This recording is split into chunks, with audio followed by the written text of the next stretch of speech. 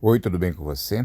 Eu sou Rilmar Bruno, do programa Rilmar Bruno, e hoje você vai acompanhar comigo o lançamento do livro Quando a Inocência Morreu, da Estrela Leminski, que aconteceu aqui em Porto Amazonas. Esse livro ele vem, na verdade, de uma obsessão, uma paixão que começou como uma pesquisa familiar e eu fui entendendo que todas as histórias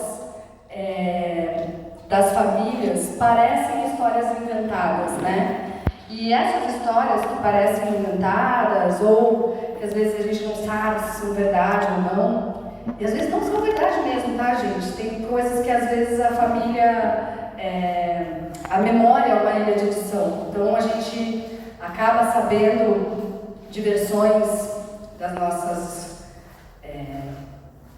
dos familiares que fazem parte da forma que eles tinham para sobreviver, né? Uma das curiosidades, por exemplo, é que eu tenho uma bisavó espanhola que gostava muito de contar para cada filha, cada vez, uma data de aniversário diferente. E era uma bisavó espanhola, bem católica, capricorniana. Não fazia nenhum sentido uma capricorniana inventar uma coisa dessa. E eu descobri nas minhas pesquisas que essa bisavó católica casou em novembro e a primeira filha nasceu em janeiro. Então, vocês podem imaginar que ela casou grávida e com isso ela fez com que, para as filhas não terem a mesma ideia e não manchar a reputação dela de casar virgem, ela criou, então, vários aniversários. Então, esse é só um dos exemplos possíveis que acontecem na vida das famílias e que muitas vezes você descobre documentos e parece que você está vendo a revista de fofoca. Você começa a descobrir e fala assim, que safado, esse tio brigou no carnaval, esse tio que dizia que era certinho, quando era jovem brigou no carnaval, achei essa matéria no jornal. A gente vai descobrindo várias fofocas. E esse livro, então, ele é feito dessas histórias, mas principalmente porque eu não conheci nenhum dos meus 4 avós. Para mim é muito especial estar lançando esse livro aqui em Porto Amazonas. Eu contei para algumas pessoas que quando a gente concebeu esse projeto de circulação, foi a minha única exigência que esse livro fosse lançado em Porto Amazonas, porque é a cidade onde o meu avô canceriano, o vô Paulo Leminski, pai do meu pai do escritor, né, que todo mundo conhece, nasceu aqui em Porto Amazonas e ele deixou muitos registros escritos. Ele gostava muito de relatos, mas relatos inclusive sobre a localidade de Restinga Seca. Então tem muitos documentos dele falando como que era o ambiente, qual que foi o trajeto do meu bisavô da Polônia até aqui, o que eles plantavam, como que era o temperamento do meu bisavô, que não era nada fácil, e coisas do gênero. Então eu fui entendendo, dentro dessa perspectiva de vir de uma família de escritores, que o que eu entendia como identidade pessoal e família eram histórias. Isso me constituía enquanto pessoa, então eu resolvi fazer com essas histórias fantásticas. Criei 4 histórias que são ficção, só que completamente baseadas em fatos reais, o que é um pouco o caminho inverso das biografias, porque as biografias vão pegando relatos e apresentam aquilo como se fosse verdade, absoluta, incontestável. Mas a memória oral, quando a gente vai estudar, tem um monte de professores aqui que sabem do que eu estou falando, que a história e a verdade ela é uma construção. Então, essa junção desses documentos me motivou a transformar tudo isso em grandes motivos de coisas que eu queria dizer. Então, é uma homenagem para cada um dos avós, primeiro capítulo começa aqui, né? Abre aqui em Porto Amazonas. No momento, não vou dar spoiler. Eu vou ler esse trecho, inclusive, para vocês. Esse primeiro capítulo, então, é homenagem a esse meu avô, mas em nenhum dos capítulos eu falo, não conto a história. Em vez de contar, meu avô, meu bisavô nasceu longe, lá na Polônia, e veio de navio, e etc., eu preferi tentar criar camadas humanas. Então, um temperamento para cada dessas histórias, uma estação do ano e principalmente uma pergunta, porque esse livro é feito de perguntas, eu não tinha respostas, cada vez que eu ia descobrindo e achava documentos, ao invés de eu falar, não, era assim, eu tinha mais perguntas para fazer. Então, esse livro ele é conduzido por 4 perguntas, são as perguntas clássicas de uma pesquisa, que é quem, quando, onde e por quê. E cada uma dessas perguntas conduz toda a narrativa.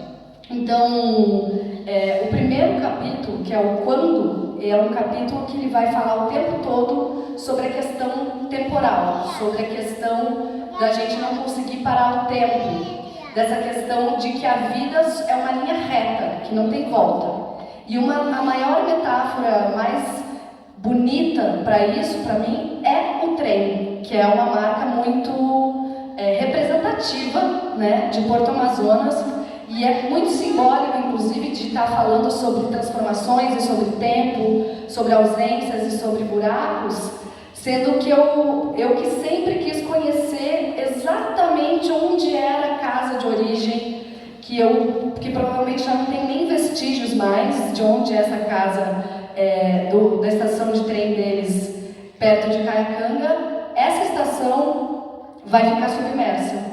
Igual as 7 Quedas do Iguaçu, em algum momento, também ficou submersa. E fala muito sobre isso, do movimento das coisas. Então, por um lado, que é um lugar agora que vai ser possível de visitação, ele também vai ser visitado de uma forma completamente diferente, né? Um lugar público, um lugar de criação, um lugar coletivo, mas fala sobre essa transformação das coisas e a transformação das memórias. As próximas histórias, elas vão falar do onde, que é sobre Curitiba e o meu lado alemão. Para isso eu criei uma neta do futuro, para vocês verem que eu não estou falando só do passado, eu falo do passado, mas uma perspectiva de uma possível neta que eu teria, que fica falando da avó, que era uma escritora frustrada, no caso eu. O capítulo Porquê, que é justamente desse lado espanhol, que é por que ela dizia que você nasceu em janeiro, sendo que teu aniversário é comemorado em novembro. Então, esse capítulo dos porquês, que fala muito sobre destinos e esses lugares tácitos colocados principalmente para as mulheres, porque é o lado meu, que é a mãe da minha mãe, da minha mãe, da minha mãe, e a gente tem um lugar muito especial dentro do nosso DNA, que são as mitocôndrias. E o DNA mitocondrial é uma parte do DNA que não se divide nunca. Então, com todo respeito, todo mundo é um pouco filho da mãe. Bem mais filho da mãe do que filho do pai. Porque a gente tem esse DNA que vem, é um DNA de uma Eva ancestral, definitivamente. Quando eu fiz o teste de ancestralidade, eu consegui mapear que eu tenho uma mãe da mãe da mãe da mãe, que veio das Arábias há mais de 5.000 anos atrás. Então isso é possível de ser mapeado, então em homenagem a esse caminho nômade, eu falo dos lados espanhóis e ciganos no terceiro capítulo. E o quarto capítulo, que é o Quem, é um personagem que é uma criança, e que ele o lado materno do meu pai, né, a minha avó materna, chamada Áurea, que casou com o vô Paulo, que nasceu aqui. E ele é peculiar porque existe um imaginário de que o Paraná é mais europeu do que Brasil, e Curitiba também tem esse estigma.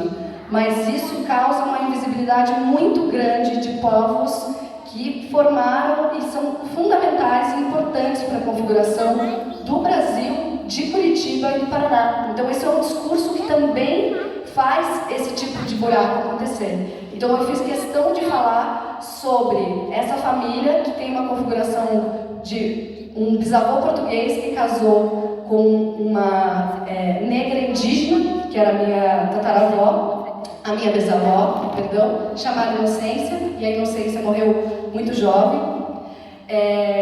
E eu fecho esse capítulo justamente para falar de identidade, falando desses lugares que são muitas vezes os mais difíceis de serem pesquisados por uma questão de invisibilidade histórica. Então esse aqui é um resumo, ele não é um romance do jeito clássico, então as histórias se conectam de maneiras muito sutis, porque nós não somos feitos por histórias que são coincidentes. A gente é formado de povos heterogêneos, histórias conflitantes às vezes, etnias que uma estava dizimando a outra. Então essas questões todas vão desembocar em cada um de nós. Então vou só ler esse trecho, que é justamente essa abertura, que vocês podem saber muito mais do que eu, exatamente a paisagem onde isso acontece. Os maquinistas têm que passar por cima das pessoas. Pedro achava seus colegas maquinistas corajosos, simplesmente porque estavam acostumados. Suicídio, acidente ou crueldade de amarrar o trilho, não havia o que fazer. Mesmo que freassem, nunca daria tempo. Isso só adiava o sofrimento, prolongava os gritos de desespero, causava mais ansiedade a quem assistia, e aos poucos eles paravam de frear. Aprendiam a não olhar, fazer o sinal da cruz, cantarolar, a entoar uma reza. A função deles era fazer o trem seguir, não era salvar ninguém. Pedro sonhava em ser maquinista. Ninguém que soubesse como seria sua morte viveria da mesma forma, ele dizia. O som metalizado da engrenagem. Clique. O fotógrafo estala os dedos freneticamente para chamar a atenção. Não se assustem com os flashes, depois a visão vai voltando ao normal. O retratista se ajeita dentro do tecido atrás da câmera. Pedro respira e congela o sorriso. A pressa de tirar a foto oficial da família é perpetuar o formato dessa vida, essa configuração, esses filhos. Uma tentativa de eternizar. O menino mais velho segura a boina pintada grosseiramente à mão. Os traços de tinta branca simulam adornos. São vários filhos meninos. Na imagem, falta apenas Ana, do primeiro casamento, que já tem a própria família. Miguel, José, Ladislau, Antônio. Na foto revelada, escreverá embaixo: Pedro Leminski e família, ano de 1907. Como quem será um formato, delineia um destino. Abaixa o queixo, diz o fotógrafo. Miguel, o mais velho, se chateia, mas obedece. O fotógrafo vai clicar. Clique. A fechadura do baú de madeira se abre. De lá, a filha tenta tirar tudo. Não há nada que possa ajudar o pai. A cãibra no peito de Pedro é lancinante. Paralisa seu lado esquerdo, repuxa seu pescoço, amortece seu braço. Mão no coração. Olha em volta e aquela mulher de queixo redondo, Catarina. 2 filhas e o filho mais novo. Deita no chão. O teto de madeira. Pensa em respirar. Pensa em falar. As caras de espanto. Alguém chama um médico. Um cachorro late. Vozes se afastam. Um apito dentro do seu ouvido. É desse jeito que as coisas terminam. Pedro vive sua morte. Não só a data, mas também o cheiro, a dor, o frio, a visão antes de não fechar os olhos, o parar de ver. Mas isso foi antes, porque depois de começar a morrer, ele seguiu sua vida. Clique. E aí segue. E sim, gente, no terceiro parágrafo eu matei o protagonista. Enfim, e aí ele continua com esses saltos temporais, eu vou contando todas essas coisas entre Lapa, Porto Amazonas, Polônia, e o próprio local de origem dele, que na época que eles vieram era Polônia, hoje é Ucrânia. Então, quando eu estou falando dessa transformação de Porto Amazonas, eu também estou falando desse momento atual, onde a cidade dele de onde ele veio, foi completamente dizimada pela Rússia. Então, é sobre muitas essas transformações, esses atropelamentos, né, que o trem do tempo faz, né, na nossa história. Já começa aqui representada justamente por esse bisavô tão peculiar, digamos assim, que faleceu aqui em Porto Amazonas. Inclusive, há 2 anos atrás, a gente veio fazer show, a gente escolheu fazer show em Porto Amazonas pelo mesmo motivo, para vocês verem que eu sou teimosa, vocês vão por mim, vocês vão me ver muitas vezes aqui, eu vou ficar vindo. E no intervalo do show, fiz questão de ir lá passear no cemitério e fiquei só imaginando o filme de terror, porque as tumbinhas abandonadas, eu falava, pode estar aqui, pode estar aqui, pode estar aqui também, pode estar em todos os lugares. Mas é isso, gente. Então esse é o trecho, esse é o Quando a Inocência Morreu, que é esse livro. Eu não sei se alguém tem alguma pergunta, alguma curiosidade sobre o processo do livro, quer contar um caos, porque eu já soube também de pessoas que falaram, eu já sabia que tinha Leminski aqui na região, enfim, tá? Se alguém quiser alguma pergunta, fazer alguma pergunta ou conversar particular, acho que é isso. E queria agradecer muito, muito, muito, muito vocês terem vindo nessa sexta-feira para conversar um pouco, para estar aqui, para ver a carinha do livro. Fico muito feliz, principalmente porque é uma coisa... Escrever esse livro foi um prazer muito egoísta. Eu não pensei, eu preciso escrever um livro porque é legal, porque eu gosto de escrever. Foi uma necessidade psicanalítica, eu diria. Eu precisava muito que colocar essas palavras e essas histórias e resgatar todas essas pessoas. Esses 4 buracos da capa são minhas 4 bisavós, as mães desses meus 4 bisavós.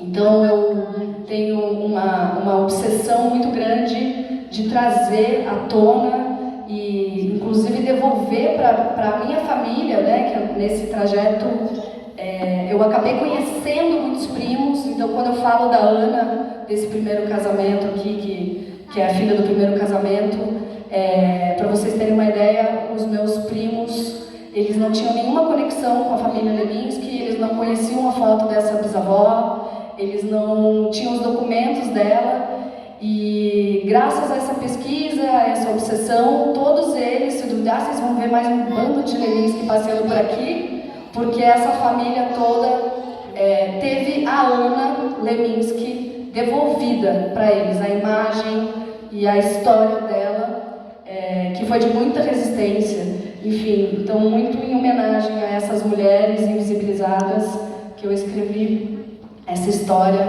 e dediquei inclusive para as mitocôndrias, para vocês verem que eu realmente gosto de resgatar e estabelecer essa importância desse lugar materno e dessas mulheres guerreiras que muitas vezes não são contadas as histórias delas.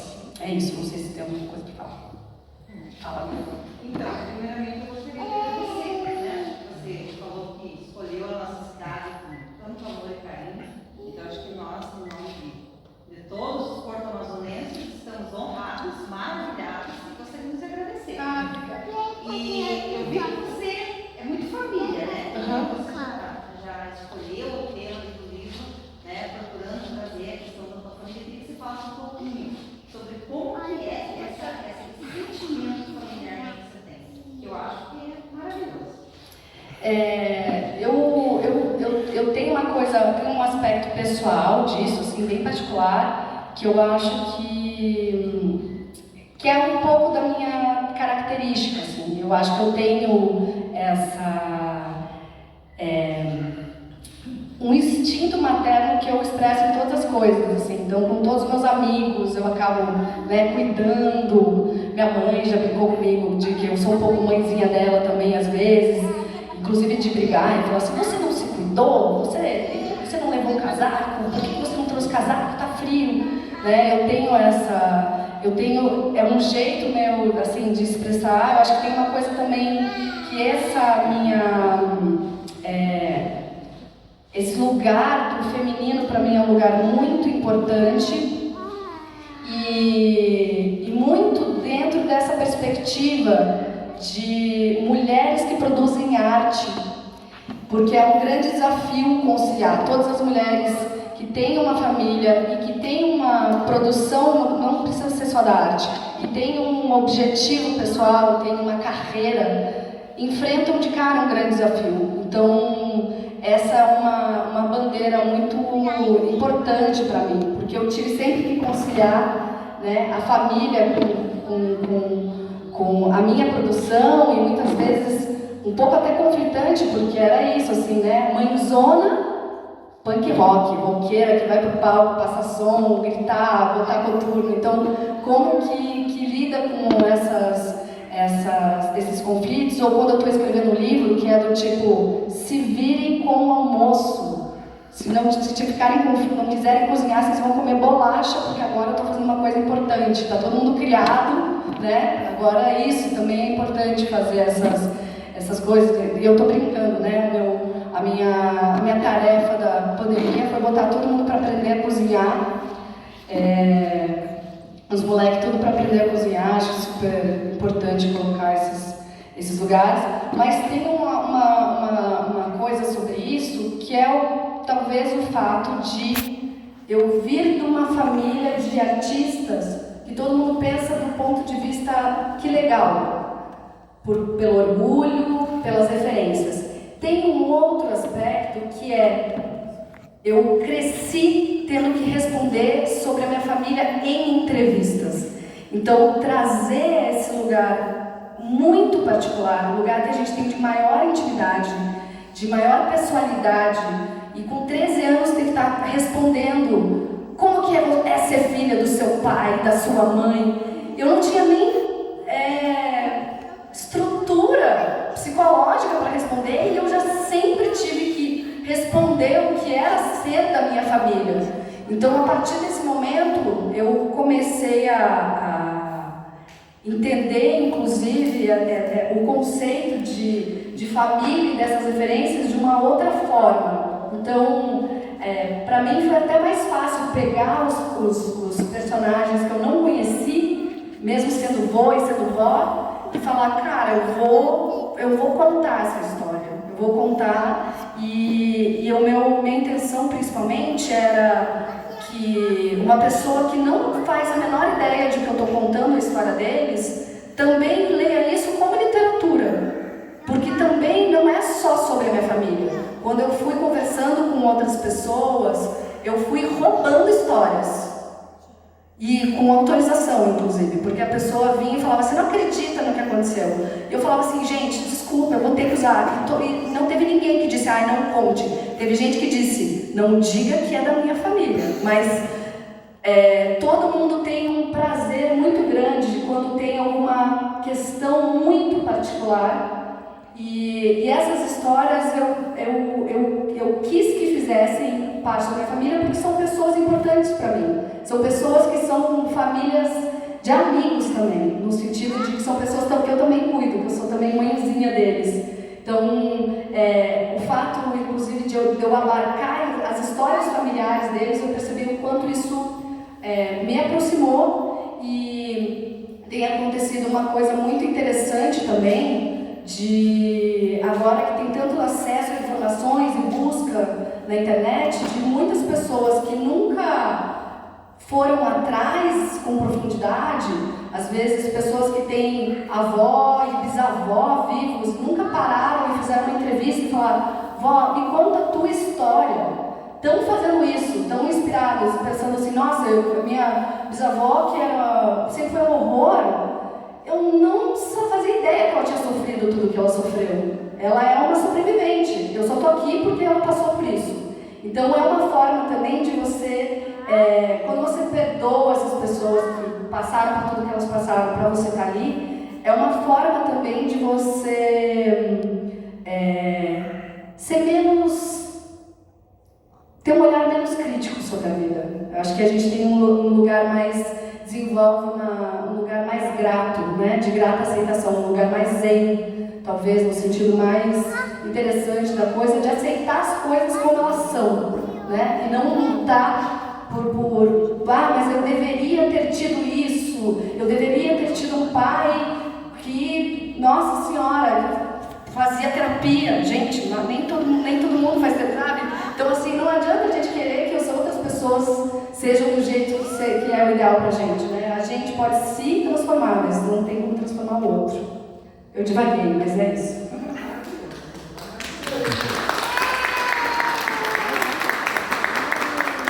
Não sei se alguém quer mais alguma pergunta, coisa. É isso.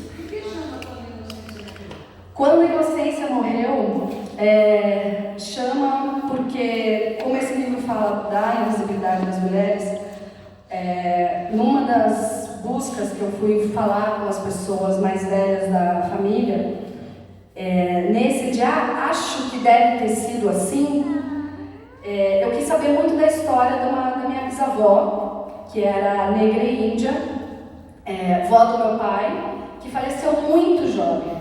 E o meu bisavô fez uma coisa que pra gente hoje em dia seria chocante. Parece uma história de Nelson Rodrigues, mas na época era muito comum, que como já tinham filhos, ele casou com a irmã da Inocência, continuou tendo filhos. E eu não conheci nenhum dos meus 4 avós, mas eu conheci essa tia-avó, madrasta e madrinha do meu pai, já acamada e simbolicamente curioso, completamente sem memória. Então não é alguém que eu pudesse ter falado, que é a Lucila. E quando eu fui falar com as filhas da Lucila, as minhas tias-avós, elas falaram muito sobre a Lucila, falaram sobre todas as mulheres dali próximas, e quando eu perguntei sobre a Inocência, ela falou: a Inocência deve ter morrido de parto. E aquilo me doeu exatamente nesse lugar, porque quando a gente vai falar dos homens, o fulano trabalhou, o fulano teve isso, daí ele teve não sei o quê, daí ele sofreu de um câncer e etc. E as mulheres sempre são colocadas assim: acho que ela era italiana, acho que ela era parteira e acho que ela morreu de parto, né? Ou acho que ela morreu numa epidemia de tifo. E eu fiquei com essa pergunta sobre como tinha sido a morte da Inocência e, convenhamos, o nome dessa bisavó já é literatura. Então, toda vez que eu ia fazer uma pergunta, e eu tenho um nome que já não é assim, né? Meu nome já é Estrela. Então, eu entendi que dentro dessa história, as próprias palavras estavam me guiando para as questões que eu queria falar. Então, quando eu fazia as perguntas sobre a Inocência, eu já tinha uma pista desse nome, e o meu maior impacto foi entender que, no momento que eu realmente sentei para escrever esse livro, começou a pandemia do Covid-19, e eu descobri que a Inocência morreu em 1920, no óbito decretado como uma pneumonia, que era como era feito o laudo para as pessoas que tinham morrido na gripe espanhola. E é o ano da gripe espanhola em Curitiba. Então, eu fiquei muito impactada de estar vivendo uma epidemia um século depois. Então, a ideia de quando a Inocência morreu não é só sobre essa bisavó, mas é sempre sobre... Esse livro passou por muitos aspectos, muitos momentos, eu acho que eternos esses momentos de que a inocência morre. Por exemplo, eu vir e achar que eu ia encontrar a Caiacanga e a casinha da estação de trem ia estar lá me esperando, do tipo, venha conhecer a estação de trem intacta 150 anos depois. E a gente entende que não é assim, ou ter sonhado conhecer a aldeia desse bisavô Pedro Leminski e saber que hoje, se eu fosse há 5 anos atrás, eu ia conhecer, e que hoje eu não vou conhecer quase nada, e que de alguma forma eu ainda estou mais em vantagem do que o povo palestino, que não vai nem conhecer o próprio país no futuro. Não existe mais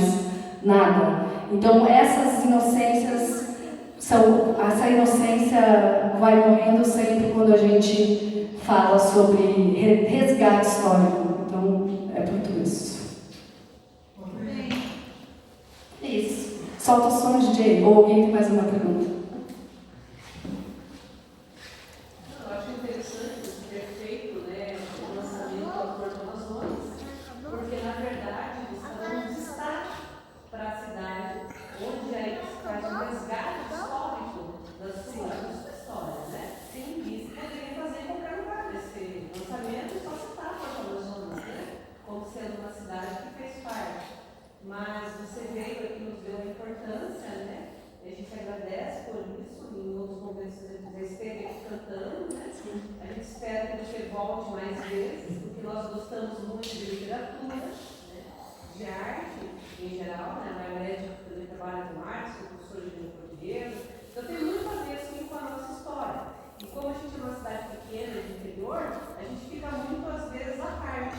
A gente sabe muito o que acontece em Curitiba, o que acontece em São Paulo, o que acontece em outros lugares, e a gente vai ficando meio que fora disso, né? Então eu agradeço, assim, né, em nome dos porto-amazonistas, né, por nos ajudar a se destaque na nossa história. Né? A gente agora, como a gente também é professor, tem mais professores aqui, a gente vai também levar esse ouvido para a escola, para que a gente possa divulgar, mostrar, né? E as pessoas aqui também vão poder ver que elas podem se meter, que as histórias elas são igualmente importantes em qualquer lugar que elas aconteçam, desde que elas sejam interessantes, que elas inspirem outras pessoas, né? É importante ser contado. Eu fico feliz também de você ter resgatado esse passado, porque eu vejo que os adolescentes, jovens, não estão valorizando muito esse passado, né? Por exemplo, se você não conheceu a bisavó, deixa, não importa. A sua avó está ali na casa e você já não se importa com ele. E aí você nem conheceu, você está trazendo essa memória. Eu acho interessante que fique registrado isso, né? E a importância dessas pessoas todas, não só na sua história, mas nos nossos também, a importância que eles têm na nossa história, nas nossas avós e dos avós. Eu brinco, inclusive, que isso economiza a terapia. Conversar com eles. Isso ele deve ter sido fácil para você, já nasceu estrela, né? O pai e a mãe Sim. passam por longe, né? Exato, mas faz parte essas coisas aí. Só se enxerga. Exato. Exatamente. Acho que é isso. Bem feliz. Muito obrigada, gente. Obrigada pelo carinho.